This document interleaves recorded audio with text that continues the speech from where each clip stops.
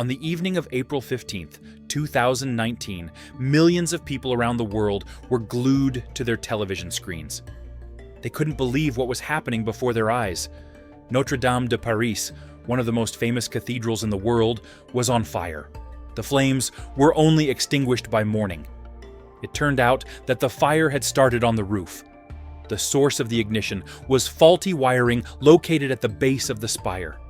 Believers from various countries were concerned about the fate of the cathedral's main relic, the Crown of Thorns. According to legend, it was placed on the head of Jesus Christ by Roman soldiers before his crucifixion. The relic is a wreath of twigs, encased in a glass capsule shaped like a ring. It is believed that after the crucifixion of Christ, the crown was kept in Jerusalem for 10 centuries. Then, somehow, it made its way to Constantinople. It was captured by the Crusaders and began its journey across Europe. King Louis the Saint redeemed it for personal use. A special basilica was built specifically to house the Crown of Thorns. It was stored there for many years until the 19th century, when it was moved to the cathedral. The Crown of Thorns, along with other relics, was kept in the sacristy. The sacred objects were safely removed from the burning cathedral. The reconstruction of Notre-Dame de Paris took 5 years and cost 850 million euros. Most of the funds were donated by private individuals. However, as they say, every cloud has a silver lining. During the restoration work, specialists made several discoveries that shed light on the history of the Gothic masterpiece, which is full of mysteries and mysticism. Few people know that the foundation of the main cathedral in France still contains stones from a Gallo-Roman temple of Jupiter. After the fall of the ancient empire, the pagan structure was demolished. In its place, the first Christian church in Paris was built and named after Saint Stephen. In the 9th century, the city was captured by the Vikings, who burned down this church. Soon, a new church appeared on the ashes, dedicated to the Virgin Mary. But in the 12th century, by the decision of Pope Alexander III and French King Louis VII, the building was demolished, and the stones were used to construct the Grand Cathedral. Construction began in 1163.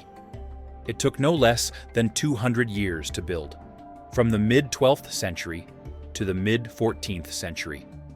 Interestingly, it absorbed the architectural features of two cultures. This is why, in the end, we have a completed architectural product in the Romano-Gothic style.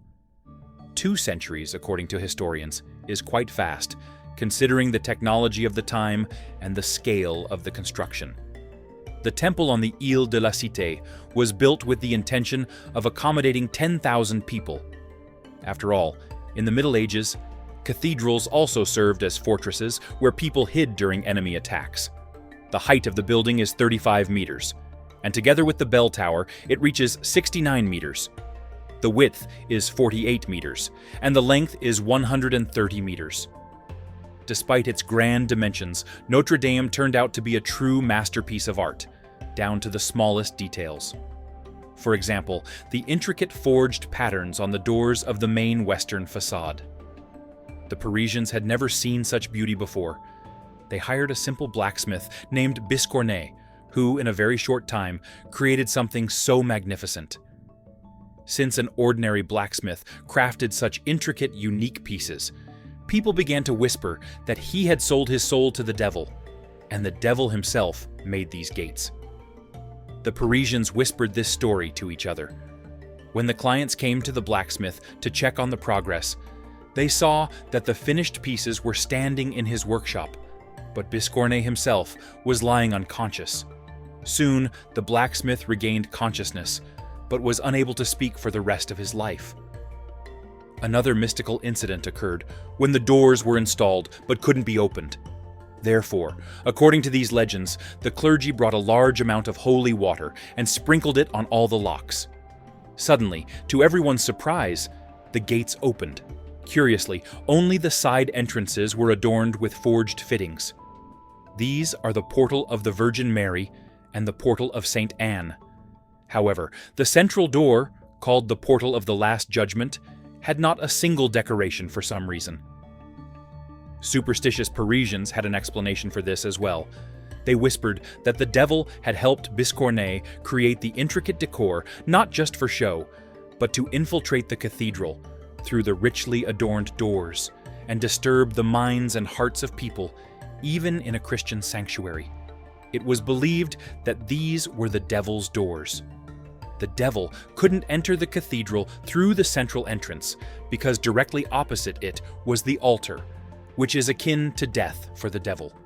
Therefore, only through the side doors could evil forces enter. The late 18th century, the years of the French Revolution. This is one of the saddest chapters in the history of the cathedral. The Jacobins called it a stronghold of obscurantism and planned to blow it up. According to one version, Maximilien Robespierre and his associates simply spared the gunpowder. They took their revenge on the statues. They beheaded 28 figures of Judean kings on the facade. Only in 1802 was the cathedral returned to the Catholic Church. In 1804, Napoleon Bonaparte and Josephine were crowned there, but the state of the architectural monument was extremely deplorable. Now it seems like sacrilege, but at the beginning of the 19th century, the authorities of the French capital even considered demolishing the hazardous building. It was saved by the writer Victor Hugo.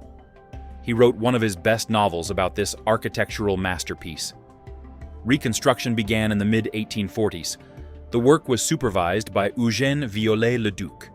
He is considered the founder of architectural restoration. Among other things, it was necessary to repair the very same devilish lace-like structures on the entrance doors. Viollet-le-Duc commissioned this work to the blacksmith Pierre Boulanger. They say that from childhood, he admired Biscornet's masterpiece and dreamed of surpassing it. Boulanger had to update the fittings of the side entrances and create new decorations for the central door from scratch. And what do you think? He couldn't do it. He couldn't recreate what a man had done in the 12th century. He made 10 gates. He spent 500 kilograms of iron. And finally, he succeeded. To dispel the myth that the devil had helped him, and to immortalize himself for all time, he placed his mark on every element where it was possible, leaving his stamp for eternity. In 2022, restorers began the restoration of the spire. Before assembling the scaffolding inside the temple, preliminary archaeological excavations were conducted. Here, the scientists were met with another surprise, or rather, two. A pair of lead sarcophagi of identical shape were extracted from beneath the floor. The remains of one deceased person were identified thanks to the epitaph on the massive tomb. It was the priest, Antoine de la Porte. During his lifetime, he donated large sums from his own funds for the repair of the cathedral. The patron died in 1710 at the age of 83. The remains were very well preserved. In addition to the bones, there were even hair and a beard. The second set of remains belonged to a young man, buried much earlier. This man lived in the 14th century and died at the age of 30 to 40. Judging by the condition of the hip joints, he loved horseback riding. His body was embalmed. In the Middle Ages, only wealthy families could afford such a procedure for their deceased relatives. Therefore, the man was most likely an aristocrat. Clearly, not a servant of the temple, and he had a wreath on his head. They pondered for a very long time. Who is this? Who is this? Only after 2 years were they able to identify him. According to historians, the remains most likely belong to the Renaissance poet Jehan Chenudubile. He was indeed from a noble aristocratic family and died at the age of 38 from a stroke. Perhaps the writer and his relatives also generously donated to the needs of the Catholic Church, and therefore Dubile was honored to find eternal rest in the main cathedral of Paris. If you enjoyed the video, don't forget to give it a like and subscribe to the channel. It really helps me out a lot. And please leave a comment below. I read every single one, and your feedback means the world to me. Thanks for watching, and I'll see you in the next one.